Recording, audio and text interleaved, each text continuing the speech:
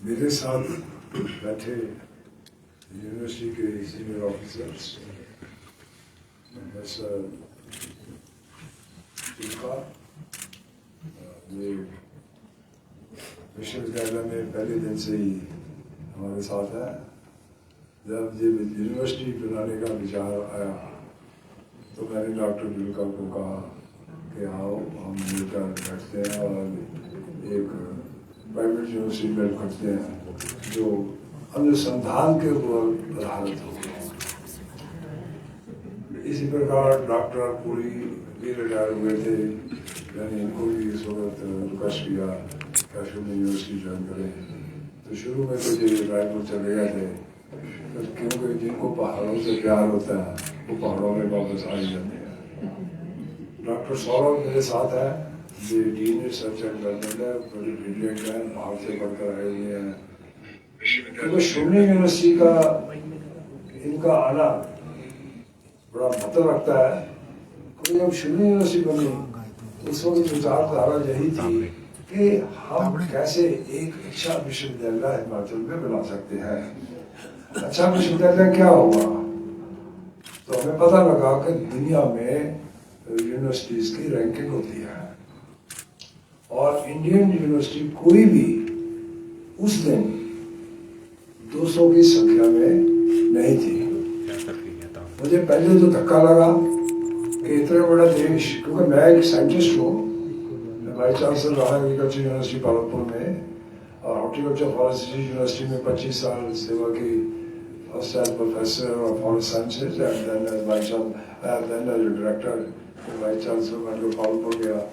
तो उस वक्त मुझे जब मैं 64 वर्ष का था तो विचार आया कि क्यों ना एक प्राइवेट यूनिवर्सिटी खोलें जो एक रैंक इंस्टीट्यूशन हो और जिसके कारण हिमाचल में एक अच्छे विश्वविद्यालय की स्थापना कर सके।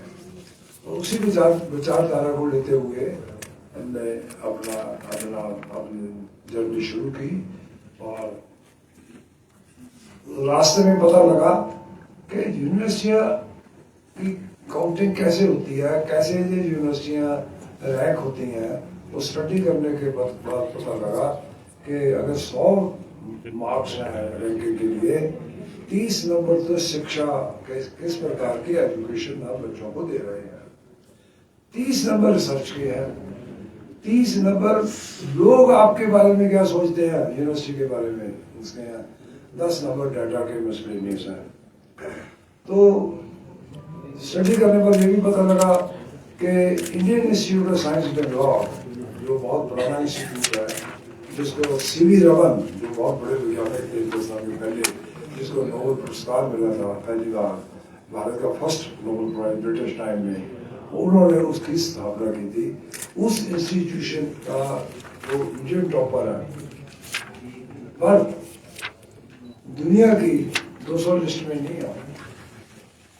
तो अपने साथियों के साथ बैठकर जब यूनिवर्सिटी की चर्चा चल रही थी, मैंने कहा कि हमारा मुद्दा ये होना चाहिए कि after 10 years we should be among the top 200 global universities। ये इस विचारधारा को लेकर चले। उस वक्त हमें कुछ नहीं पता था कि क्या रैंकिंग होती है, क्या कुछ होता है। कई लोग हमारे पीछे हमें ये भी कहते थे, समझो देखो अपने आप को क्या समझता है, तो 200 में आएंगे, कोई तो यूनिवर्सिटी 200 में है नहीं, छूटने कैसे आ जाएगी। तो हमने किसी की परवाह नहीं की। हमें ये चीज़ का पता लग गया कि एक रिसर्च ही ऐसा माध्यम है कि जिसके रास्ते चलने से आप अपनी जर्नी को, अपने सफर को हासिल कर सकते हैं। और धीरे धीरे, और उसमें ये पता था कि इसमें तो समय लगेगा, जैसे clash between quality and quantity. अगर आप क्वांटिटी करते हैं तो क्वालिटी नहीं होती, और क्वालिटी करते हैं तो क्वांटिटी नहीं हो सकती। दोनों हासिल चीजें हासिल करने के लिए 10-12 वर्ष का समय चाहिए। तो हमने सोचा कोई बात नहीं, we will not complete our first 10-12 years till we reach that point। तो 10-12 साल हम अपनी तपस्या करते रहे, हमें सब कुछ स्टडी किया और उसमें अच्छी फैकल्टी चाहिए थी।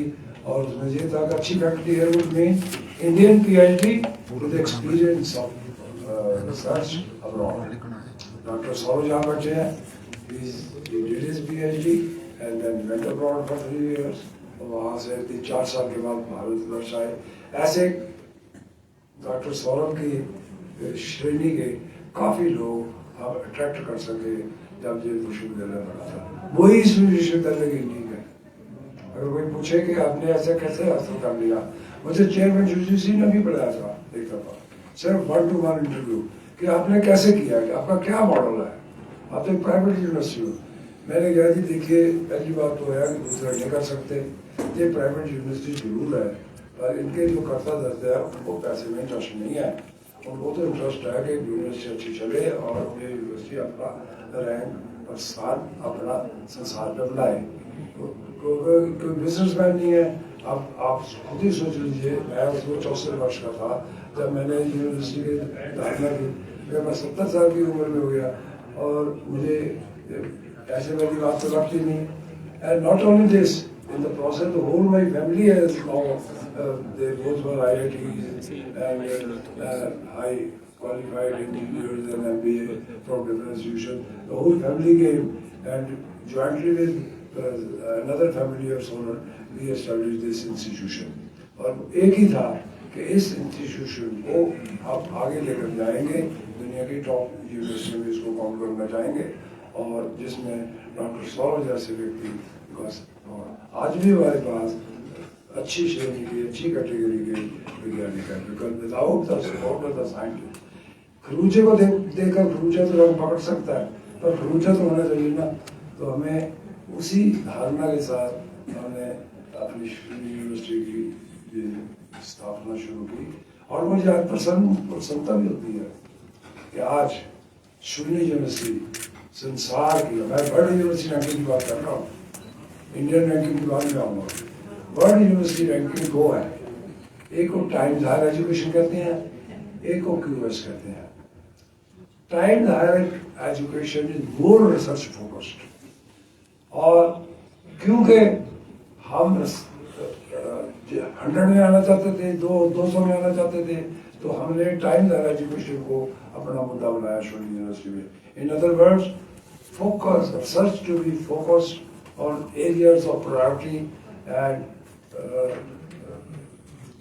for that हमें टॉप जो पोस्ट डॉक्स अपने इंडियन टीचर्स थे वो यहाँ शून्य में अट्रैक्ट करने पड़े.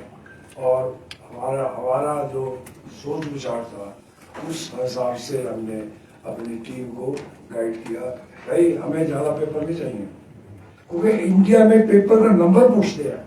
मैं भी जब अपने इंटरव्यू में सिलेक्शन के गया था, तो फर्स्ट क्वेश्चन वाज डॉक्टर खोसर बारे कितने रिसर्च पेपर है, चाहे उनका कूड़ा करकट हो. और मैंने बताया होगा नंबर अपना. मैंने gone for my interview at Himachal में, जब मैं चंडीगढ़ से आना था, मैं असिस्टेंट प्रोफेसर से एशोर्ड प्रोफेसर आया था way back in 1975.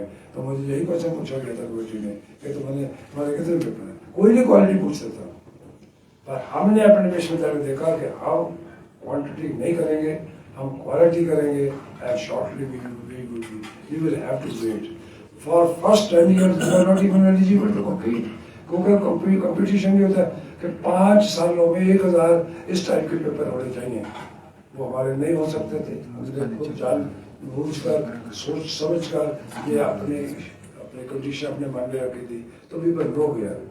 When in the 11th year of Shuni's establishment, जब हमने कम्पीट किया, we were the second best in India in time higher education and 9th in QS. और आज भी इंडियन इंस्टीट्यूट ऑफ साइंस जो बेंगलोर है, CV Raman ने बनाया था, वो नंबर 1 है, हम नंबर 2 हैं. और टाइम हायर एजुकेशन की जो आज से 6-7 साल पुरानी हमारा राइज हुआ था, वो चला हुआ है ना. वो हम उनको नहीं पकड़ सकते. हाँ, कई श्रेणियों में पकड़ लेते हैं 100%. एशिया रैंकिंग में अभी नंबर 1, क्योंकि एशिया रैंकिंग में वो कंसिडर उसमें पैरामीटर हमारे फेवर में थे, तो हम वहाँ नंबर 1 हो गए, वो नंबर 2 हो गए.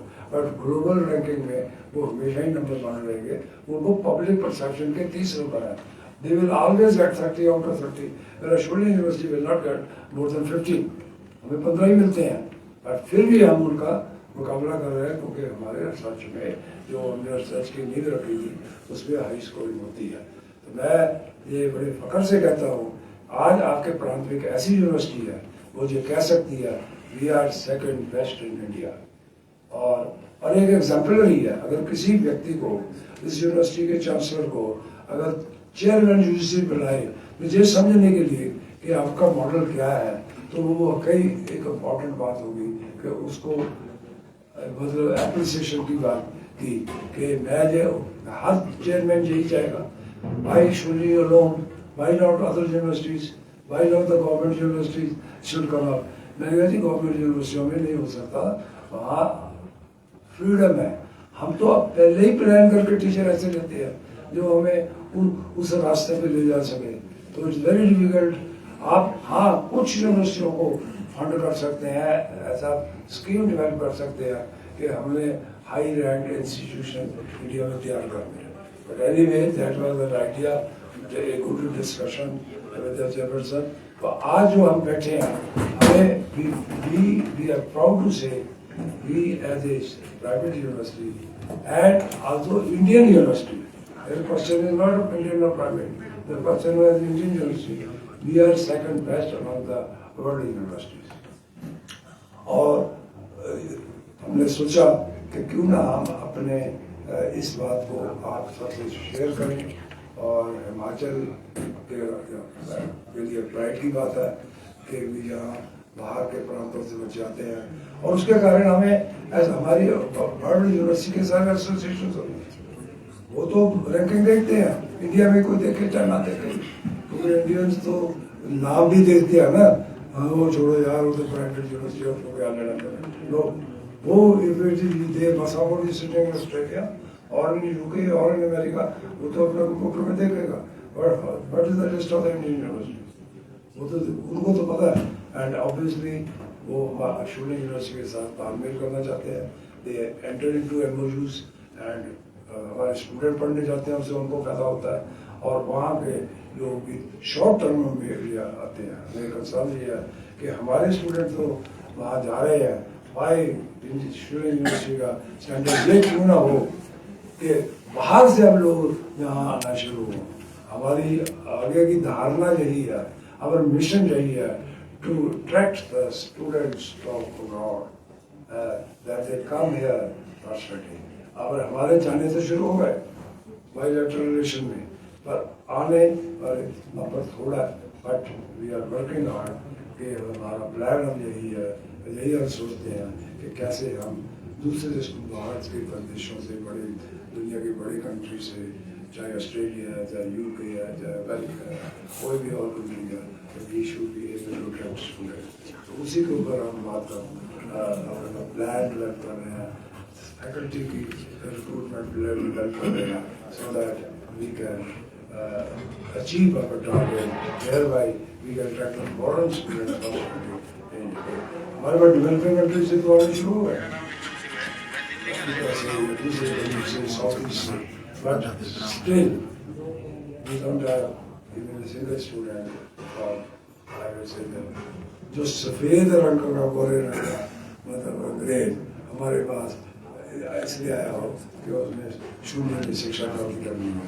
But with these words, I close my remarks and I asked my colleague Dr. Saul, who is here, क्योंकि ये रिसर्च के हमारे डीन एंड डायरेक्टर हैं, क्योंकि किसी भी विश्वविद्यालय में अगर रिसर्च एक हाई स्टैंडर्ड की नहीं होगी तो जितनी मर्जी को कोशिश कर ले, अच्छी शिक्षा भी बाहर नहीं हो सकती। मुझे भी नहीं पहले समझ थी कि ये क्या रिलेशनशिप है, but now I am a strong believer without quality research there can not be quality education. क्यों?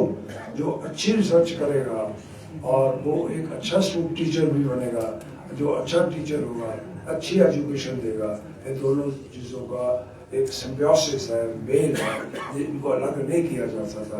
A good teacher can be non researcher occasionally, but a non researcher can not be good teacher. So with these words, I will close. Good afternoon, everyone. So,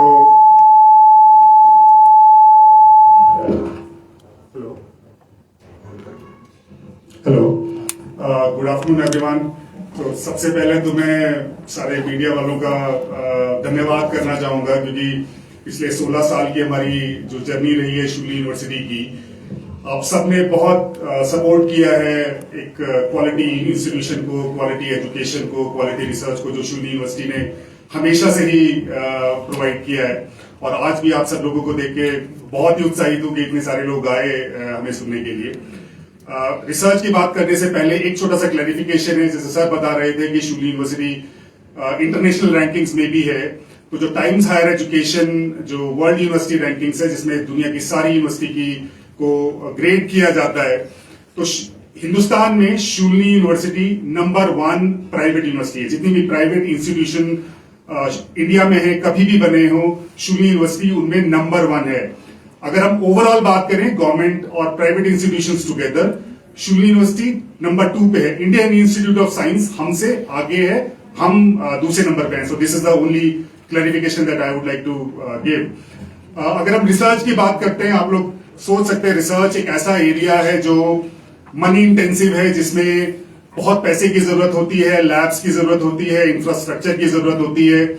एक private institution जब establish होता है, शूली जैसे establish हुई, research का dream रख के establish हुई, तो हमें यह भी पता था उस वक्त कि एक प्राइवेट इंस्टीट्यूशन रिसर्च को अपने पैसे से बहुत ज्यादा सपोर्ट नहीं कर सकता, क्योंकि जो रिसोर्सेज हैं वो स्टूडेंट फीस से आ रहे हैं।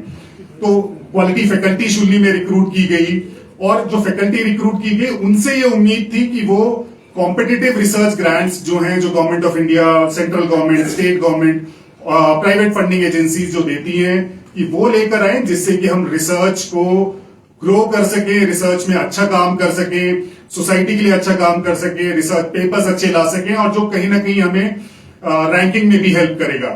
और वो हुआ। मतलब 2009 में शूली यूनिवर्सिटी की शुरुआत हुई थी। 2012 से जो गवर्नमेंट फंडेड रिसर्च प्रोजेक्ट्स थे वो आने शुरू हुए, और वो प्रोजेक्ट्स कहीं ना कहीं ट्रांसलेट होते गए बड़े बड़े प्रोजेक्ट्स में। शुरुआत वाले जो प्रोजेक्ट्स थे वो छोटे थे, 20 लाख, 25 लाख, 30 लाख। आज की डेट में हमारी रिसर्च इतनी आगे बढ़ चुकी है कि गवर्नमेंट ऑफ इंडिया अब हमें करोड़ों के प्रोजेक्ट्स भी दे रही है। अभी रिसेंटली 1.5 साल पहले एक बहुत ही प्रेस्टिजियस ग्रांट है, जिसको कि पर्स ग्रांट कहते हैं, जो कि इंफ्रास्ट्रक्चर डेवलपमेंट के लिए दी जाती है। तो department of science and technology, government of India ने हमें वो 9 करोड़ की ग्रांट दी है। हमने वो लैब एस्टेब्लिश किया है, हाई एंड इंफ्रास्ट्रक्चर फैसिलिटी। वो सिर्फ हमारे स्टूडेंट और हमारी फैकल्टी के लिए नहीं है, बट वो हमने बाकी जो हमारे नेबरिंग इंस्टीट्यूशंस हैं और जो यूनिवर्सिटीज हैं हिमाचल में, जो उस तरह के इंफ्रास्ट्रक्चर को अफोर्ड नहीं कर सकते, उन सब के लिए ओपन किया है। यही नहीं, जो प्राइवेट जो जितनी भी इंडस्ट्री है, बद्दी, नालागढ़ और जगहों पे भी, वो सब उनके लिए भी एक्सटेंड किया, और वो सब लोग आके उन फैसिलिटी को यूज कर रहे हैं। ये जो एक पर्स वाली ग्रांट का हुआ, उसके अलावा हमें वर्धमान इंडस्ट्रीज ने ग्रांट दिया। वो भी हमारे स्टूडेंट्स, बाकी और इंस्टीट्यूशंस के स्टूडेंट, फैकल्टी और इंडस्ट्री यूज कर रही है। तो शूली यूनिवर्सिटी का जो विजन है वो सिर्फ इंस्टीट्यूशन सेंट्रिक नहीं है, वो स्टेट सेंट्रिक, वो पीपल सेंट्रिक है। हम हर एक को सपोर्ट करते हैं। उसके अलावा अब तो यहां तक भी है कि Shoolini university is also looking for कि क्या आसपास के जगह पे, आसपास के इंस्टीट्यूशन में क्या बडिंग एंटरप्रेन्योर्स भी हैं। हमें department of science and technology, NITI Aayog ने भी ग्रांट दिया है, जिसमें हम जो स्टार्टअप्स हैं, जो एंटरप्रेन्योर्स हैं, उनको भी सपोर्ट कर सकते हैं। तो आप सबके माध्यम से एक मैसेज भी देना चाहूंगा कि अगर स्टार्टअप्स हैं, अगर इनोवेटर्स हैं सोसाइटी में, इंस्टीट्यूशंस में, वो शूली यूनिवर्सिटी आ सकते हैं। हमारे पास रिसोर्सेज है, हमारे पास फंडिंग भी अवेलेबल है, हमारे पास टेक्निकल मैन पावर है, हमारे पास इंफ्रास्ट्रक्चर है। जो भी उनको चाहिए एक स्टार्टअप को खड़ा करने के लिए, उसको आगे ले जाने के लिए, उसको नेक्स्ट लेवल पे ले जाने के लिए, वो सब भी हम सपोर्ट कर सकते हैं। और ये सब हुआ है रिसर्च की बदौलत। यही नहीं, रिसर्च की बदौलत ही, हमारी रैंकिंग की बदौलत ही जो दुनिया की बेस्ट यूनिवर्सिटीज हैं वो हमारे साथ अब कोलैबोरेशन करना चाहती हैं। हिंदुस्तान के बच्चे जब हम लोग पढ़ते थे तब हमारे पास कोई ऑप्शन नहीं थे कि हम हिंदुस्तान के बाहर जाके भी बहुत ज्यादा एक्सपोजर ले पाए। हाँ, पीएचडी के बाद ऑप्शन मिला बाहर जाके रिसर्च करने का, वापस आने का, बट अब वो अपॉर्चुनिटीज इनिशियल स्टेजेस में भी मिलने लगी हैं। लाइक हमारा एक प्रोग्राम हमने अभी रिसेंटली शुरू किया, जो कि यूनिवर्सिटी ऑफ मेलबर्न के साथ है। यूनिवर्सिटी ऑफ मेलबर्न एक ऐसी यूनिवर्सिटी है ऑस्ट्रेलिया की जो कि दुनिया में टॉप 15 यूनिवर्सिटीज में गिनी जाती है, 13th उसका रैंक है। उन्होंने हमारे साथ एक प्रोग्राम शुरू किया जो कि बैचलर ऑफ साइंस प्रोग्राम है। It is a dual degree program जिसमें बच्चे 2 साल शुल्नी में पढ़ते हैं और उसके बाद 2 साल वो ऑस्ट्रेलिया मेलबर्न में जाके पढ़ते हैं। इसकी ऐसे 2+2 प्रोग्राम बहुत सारी यूनिवर्सिटीज के पास है, बट ये अनोखा इसलिए है क्योंकि इसमें पाथवे डिफाइंड है। जो बच्चा इस प्रोग्राम में एनरोल होता है वो तीसरे साल में मेलबर्न जाता ही जाता है। और यही नहीं, इसके अलावा यूके की बहुत सारी यूनिवर्सिटीज ने हमारे साथ university of royal Holloway university of London, university of Durham, Queen Mary university of London, Liverpool, इन सब ने हमारे साथ एसोसिएशन किया और joint programmes, masters programmes, bachelors programmes वो सब शुरू किए। और ये एक अपॉर्चुनिटी है हमारे पास। जब हम शुरुआत की थी तब मोस्टली हमारे पास स्टूडेंट्स हिमाचल के या आसपास के स्टेट्स के थे। अब हमारे पास जो स्टूडेंट्स हैं वो पूरे हिंदुस्तान से आते हैं, इवन अंडमान निकोबार तक से हमारे पास 3-4 स्टूडेंट्स हैं। हर स्टेट को शून्य रिप्रेजेंट करता है आज की डेट में। हिंदुस्तान ही नहीं, 27 अलग अलग देशों के स्टूडेंट्स हमारे पास पढ़ रहे हैं। बाहर के लोग, फैकल्टी मेंबर्स भी हमारे पास आना चाहते हैं हमारे स्टूडेंट्स को पढ़ाने के लिए। तो शूलिनी जिस जगह पे है, आगे हमारा रास्ता उससे भी आगे जाने का है। हिंदुस्तान में हमने अपना नाम किया, हिंदुस्तान के बाहर भी हमने अपना नाम किया। अब हम चाहते हैं कि और आगे जाएं और इंडियन स्टूडेंट्स को वो एजुकेशन मिले जो कि दुनिया में किसी भी स्टूडेंट को किसी भी अच्छे इंस्टीट्यूशन में मिलती है। वो एजुकेशन देना वो हमारे प्रायोरिटी है। और हर जगह पे एनईपी जो गवर्नमेंट ऑफ इंडिया लेकर आई वो 2020 के बाद इंप्लीमेंट हुआ। हमने बहुत सारे एनईपी के जो पैरामीटर्स थे वो उससे पहले ही इंप्लीमेंट कर दिए थे, like choice based education system, वो हमने 2016 में ही इंप्लीमेंट कर दिया था। Research at an undergraduate level वो हमने 2016 में ही इंप्लीमेंट कर दिया था। तो शूलिनी यूनिवर्सिटी का विजन बहुत बड़ा है। शूलिनी यूनिवर्सिटी उस विजन पे काम कर रही है, सक्सेस भी मिली है और इसी सक्सेस को हम आपके माध्यम से जनता तक पहुंचाना चाहते हैं और इसको आगे भी लेके जाना चाहते हैं। So thank you very much. अगर कोई क्वेश्चन होगा so I will be happy to answer any question you have. Sir, हर वर्ष कितने स्टूडेंट्स को स्कॉलरशिप दी जाती है? मैम नंबर बहुत, सो 30% of the students with in campus gate scholarship one way और द अदर। और उनको स्कॉलरशिप पढ़ने के लिए अंडर ग्रेजुएट, मास्टर्स, पीएचडी हर लेवल पे अलग अलग प्रोग्राम्स है। हिमाचल के बच्चे जो है उनके लिए हमारी स्पेशल कंसिडरेशन है। जिन बच्चों के 90% मार्क्स आते हैं उनको हम 100%, जो हिमाचल के स्टूडेंट्स हैं उनको हम 100% फीस स्ट्रक्चर देते हैं। और कोई डिजर्विंग कैंडिडेट हो उनको हम फ्री बोर्डिंग भी प्रोवाइड कर देते हैं exceptional cases. We are quite liberal in this direction. मैं डॉक्टर एमपीएस संपादक ग्राम परिवेश न्यूज़। मेरा एक प्रश्न है आपसे, इंडिया में कितनी प्राइवेट यूनिवर्सिटी नंबर 1 है? हाँ जी, एक ये प्रश्न है। दूसरा मेरा ये प्रश्न है कि जो आपने रिसर्च करवाई है क्या वो फील्ड तक पहुंची है अभी तक? जो पहुंची है तो कौन से उसमें?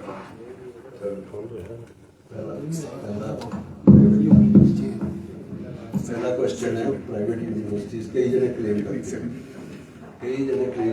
प्राइवेट यूनिवर्सिटी लोग क्या है? सो अच्छा, जो प्राइवेट यूनिवर्सिटी पहले क्वेश्चन का मैं जवाब देता हूँ, टेक्निकल है और साइंस वाली बात ये करेंगे। ऐसे है, आज बहुत सारे रैंकिंग सिस्टम है। अब कोई ये तो लिखता नहीं है दुनिया में रिकॉग्नाइज जो सिस्टम है, one is QS, another is Times Higher Education. बाकी सब सेकेंडरी है और लो लेवल के हैं। जो ग्लोबल लेवल के हैं, जिसको Oxford, the Liverpool, the American कोई यूनिवर्सिटी, कैम्ब्रिज, हार्वर्ड, वो जो मानती है, मैं उनकी बात कर रहा हूँ। तो चलते फिरते जो रैंकिंग सिस्टम है उनकी नहीं है। पर क्योंकि पब्लिक को नहीं पता होता, ये हमारे मन में भी आता है कि there is always a confusion. हर एक अपने आप को कहता बोर्ड लगे हुए हैं शहर में, वी आर नंबर 1, और हम उसके ऊपर कोई चर्चा नहीं कर सकते क्योंकि, पर सिंपल बात है कि डिफरेंट रैंकिंग सिस्टम्स हैं और डिफरेंट कंट्रीज की है। और जो हम आज जहाँ चर्चा कर रहे हैं वो world class recognise only two systems. One is a QS, another is a timed higher education. हम किसी और की चर्चा नहीं कर रहे. क्यों?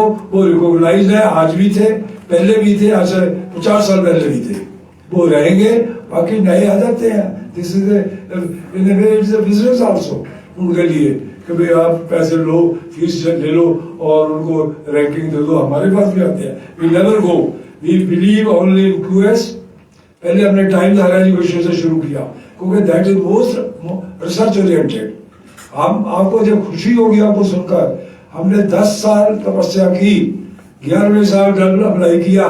We were the second best in the country क्योंकि हमें पता था कि किस तरीके से धीरे धीरे करना है. हमने क्वांटिटी की तरफ नहीं गए. आज भी हमारे 1000 पेपर अब जाकर पूरे हुए हैं सारी यूनिवर्सिटी के, क्योंकि हम नंबर में नहीं इंटरेस्टेड, हम क्वालिटी में इंटरेस्टेड है. तो इसीलिए ये थोड़ा सा कंफ्यूजन हमेशा रहेगा कौन क्या है. आप एक चीज क्लियर करते हैं क्योंकि ये बहुत बड़ा इशू है, ये छोटा नहीं है. नंबर 1 यूनिवर्सिटीज बहुत हैं. I will. आप ही के अगर नेशनल हाईवे पे आए तो आप ही के बोर्ड के साथ बहुत सारी. Sir, I will clarify that. I'll clarify. पर हम ये भी तो बता रहे हैं कि हम QS में हैं, हम टाइम्स में हैं. हमें अब इसमें हम कर भी क्या सकते हैं. नहीं, भ्रामक है ना तो आपने बोर्ड पे लिखा है कि आप कहाँ हैं, ना उन्होंने लिखा है. मैं करता हूँ क्लैरिफाई. सो अगर हम ग्लोबल रैंकिंग की भी बात करते हैं, QS और THE, जो रैंकिंग निकलती है वो ओवरऑल रैंकिंग निकलती है. इंस्टीट्यूशंस को रैंक करते हैं. हर रैंकिंग के अपने पैरामीटर्स और सब पैरामीटर्स हैं. जो हम रैंकिंग की बात कर रहे हैं, हम ओवरऑल जो वर्ल्ड यूनिवर्सिटी रैंकिंग्स निकलती है हम उसकी बात कर रहे हैं कि हम नंबर 1 प्राइवेट यूनिवर्सिटी है एंड नंबर 2 ओवरऑल है. जो भ्रमक जो विज्ञापनों की आप बात कर रहे हैं उसमें अगर 7 पैरामीटर्स और आगे 10 सब पैरामीटर्स हैं, किसी इंस्टीट्यूशन को अगर एक पैरामीटर में वो आगे है, अगर हम ऐसे लिखने लगे तो हम हर एक में आगे. बट वो इंस्टीट्यूशन लार्जली वो क्यों फैलाते हैं? क्योंकि वो एक चीज किसी एक छोटे पैरामीटर या सब पैरामीटर में आगे है, वो कहीं ना कहीं छोटा मेंशन होता है एंड नथिंग इज मेंशन. वो लिखते हैं कि इसमें नंबर 1 है बट एक छोटे पैरामीटर में. हम जो बात कर रहे हैं, जो शुक्ली यूनिवर्सिटी नंबर 1 प्राइवेट यूनिवर्सिटी है, we are overall when every parameter and सब parameter is being taken into consideration. We are not talking about individual parameters. People use these rankings or these parameters of their own benefit. So overall की जो बात है, where Shuli University is number 1, अगर individual की बात करेंगे तो invariably हर parameter में we are ahead of most of the institutions in the world. नहीं तो लीगली क्या शूली यूनिवर्सिटी उनको चैलेंज करने जाएगी कोर्ट में? क्योंकि ये आपकी यूनिवर्सिटी का भी सवाल है, क्योंकि आप वर्ल्ड के नंबर 1 है, पैरामीटर्स में आते हैं. रैंकिंग एजेंसी एक ही है. नहीं, रैंकिंग एजेंसी भी एक हो सकती है, बट वो उसमें मेंशन कर रहे हैं कि वो एक पैरामीटर में है. दैट इज अगेन कर रहे हैं ना, नहीं कर रहे हैं. मैं आपको उसके फोटोग्राफ भेजता हूँ, आपके बोर्ड के साथ लगे हुए हैं. सर आप जो कह रहे हो बिल्कुल सही कह रहे हो. जो सौरभ साहब ने भी ये बताया कि डिफरेंट रैंकिंग सिस्टम्स हैं. हर एक रैंकिंग सिस्टम जो है अपने रिकॉग्निशन उनको मिली हुई है फ्रॉम गवर्नमेंट ऑफ इंडिया या कहीं और बोर्ड से. पर कुछ एक रैंकिंग जैसे गवर्नमेंट ऑफ इंडिया की रैंकिंग NRF है, उसको आप कंपेयर करो कभी भी, उसमें भी कैटेगराइजेशन है. यूनिवर्सिटी सिस्टम की कैटेगराइजेशन अलग है, कॉलेज कैटेगराइजेशन अलग है, रिसर्च कैटेगराइजेशन अलग है. तो हर टाइप की कैटेगराइजेशन, इवन NRF जो गवर्नमेंट ऑफ इंडिया करती है, they have their own categorisation. Similarly what doctor Saurabh has said कि कैटेगराइजेशन जो है उसको कोई चैलेंज नहीं कर सकता. हाँ, अगर मैं नंबर 1 नहीं हूँ then I can always challenge for particular category. जो आपने ये कहा कि हमारे बोर्ड्स जो लगे हुए हैं उसमें कहीं नहीं लिखा नंबर 1 के अलावा, हमने क्लियर लिखा हुआ है कि whether it is a ranking under QS और अंडर टाइम्स हायर एजुकेशन. आप कभी भी हमारा बोर्ड कोई देख लो, उसमें नीचे हमेशा लिखा मिलेगा कि ये जो रैंकिंग हम बता रहे हैं ये किस कैटेगरी में है, किस. ये मेरे पास फोटोग्राफ है जो आप ये जिक्र कर रहे हैं और हम आपको ये शेयर कर देंगे फोटोग्राफ. उस फोटोग्राफ में दोनों की फोटो है, हमारी भी है, दूसरी यूनिवर्सिटीज की है, और उसमें क्लियरली लिखा हुआ है, ये हमारी यूनिवर्सिटी में बिल्कुल क्लियर लिखा हुआ है कि we are world university ranking में नंबर 1 है और THE वर्ल्ड यूनिवर्सिटी रैंकिंग. एक और होर्डिंग साथ में किसी और यूनिवर्सिटी की है, उसमें उन्होंने लिखा हुआ है कुछ और, उसमें उन्होंने लिखा हुआ है Asia. There is a difference लिखा वो हुआ है। एशियन रैंकिंग्स में सो DHEQS एशिया रैंकिंग्स में निकालती है, उनके पैरामीटर्स थोड़े डिफरेंट है, वो उसमें रहे होंगे। सो वो कहीं ना कहीं मेंशन होगा, बिना मेंशन किए वो नहीं कर सकते। और जो दूसरा क्वेश्चन, इसका आंसर मैं भी आपको फोटो देता हूँ, मैं भी भेजता हूँ। हाँ। भेजो ना, आप इन्हें दिखाया दो ताकि अभी मैं भेजता हूँ। और जो रिसर्च वाला सवाल था, हम रिसर्च एक ऐसा प्रोसेस है जिसमें हम कुछ इन्वेंट करते हैं, हम कुछ निकालते हैं, उसके बाद काफी उसका टेस्ट करने पड़ते हैं before it goes to the society.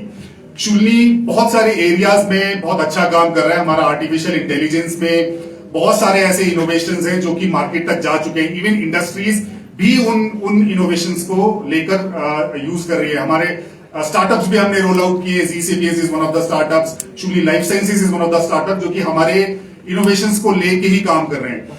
उसके अलावा जो हाई एंड इनोवेशंस और भी हैं, उनका भी डिस्कशन इंडस्ट्रीज के साथ चल रहा है और इंडस्ट्रीज ने बहुत इंटरेस्ट भी शो किया है उन प्रोडक्ट्स को लेने में और सोसाइटी तक पहुंचाने में। तो बहुत सारे काम हैं ऐसे जो कि हमने इंडस्ट्री के साथ मिलके किए हैं, उनके साथ किए या हमने किए हैं। Now they are being transferred to the society. So there are lot of work that Shoolini university their researchers are doing, जो कि इंडस्ट्री और सोसाइटी तक पहुंच रहे हैं या पहुंच जाएंगे। ये जो आप बात कर रहे हैं, जो हमें भी महसूस होती है, और हम किसी से झगड़ा थोड़ा करने जा सकते हैं। नहीं, बच्चों के फ्यूचर का बात है। यूनिवर्सिटीज की नंबर 1 और नंबर 2 की बात नहीं है।